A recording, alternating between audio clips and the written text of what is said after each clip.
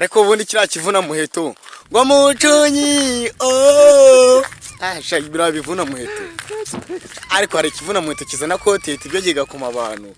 Ibyo bintu byihorere papa.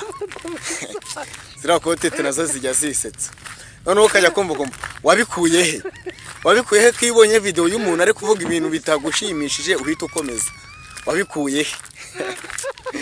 Azo kotete mwazikuye he huko? Kari nge ngomba kubabaza mwabikuye wabikuye he mucunyi? Paul we nta kandi n'urundi rwego. Yakubaho Paul Kagame, wehoze mwese muri kunyumva banyitanye amajyambere Sipras umwana w'umutwe, ariko mwarakoze sinyinyagirwa, ariko noneho nimuturwaneho inzara tumire nabi.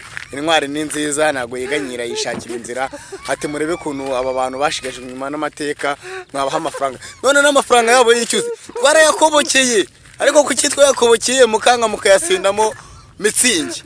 Darangije mwana wabera.